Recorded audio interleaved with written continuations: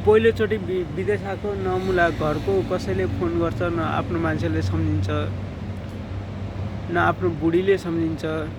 पैसा चाहिँदा मात्रै सबैले मेसेज गर्छन् पैसा चाहिने बेलामा, नभए कसैले सम्झिँदैन। दुःख लाग्छ, एक्लै हुन्छ।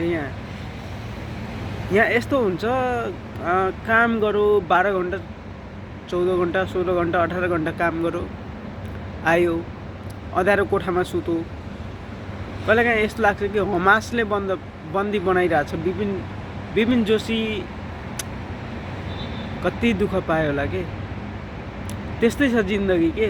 कसैको रमाइलो होला होइन, सबैको एउटै हुँदैन।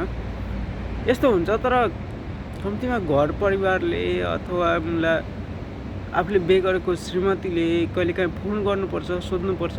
कति टेन्सन हुन्छ क्या। मान्छे अनलाइन सबैजना हुन्छ, सबैजनालाई फोन गरौँ, फोन उठाउँदैन, तनाव हुँदैन। मान्छे के भयो होला, कस्तो भयो होला, हरेक कुरो हुन्छ नि त। ऋण धेरै हुन्छ, तिर्नुपर्ने छ। खाडी मुलुक हो, गाह्रो हुन्छ सबै कुरा। मेरो पहिले हरेक गन्धहरू थाहा पाउँछ क्या नाकले। यहाँ आएर दुनियाँ थरीको केमिकलले गर्दा नाकले धरि गन्ध थाहा पाउँदैन। धेरै गाह्रो हुन्छ। मान्छे नेपालमा भएको मान्छेलाई विदेश आउन पाए के नहुन्थ्यो भन्ने हुन्छ। यहाँ भएको मान्छेलाई कहिले घर जान पाए हुन्थ्यो।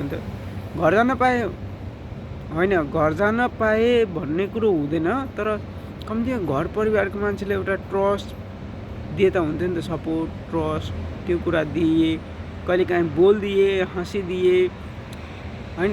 तपाईँ त्यहाँ हुनुहुन्छ, म तपाईँलाई पर्खिराख्नेछु, म गर्दैछु, म पनि गर्दैछु प्रयास भन्ने हुन्छ नि त। सबैलाई सम्बन्ध राम्रो बनाउन सके हुन्थ्यो। त्यो मैले एउटा मैले भनाइ हेरेको थिएँ कि, एउटा मैले टिकटकमा हरेक कुरामा भनाइ हेरेको थियो।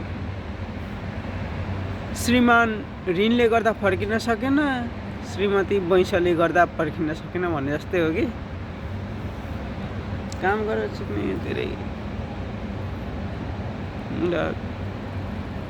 न छोडी जान सक्ने, न पर्खेर राख्न सक्ने, न भुल्न सक्ने, न कसैले फोन गर्ने।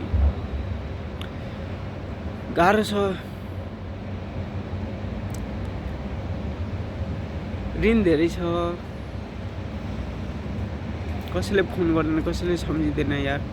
अस्ट्रेलिया अमेरिका गएको भए, युके गएको भए सम्झिन्थ्यो होला, तर सम्झिँदैन। खाडीमा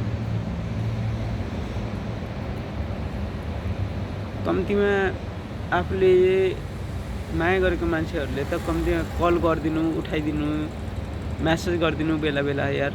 त्यो पनि छैन। कति दुःख हुन्छ होला क्या खाडीमा। कति गाली सहनुपर्छ, सुपरभाइजरको, म्यानेजरको कति गाली सहनुपर्छ। छिटो छिटो गर भन्छ।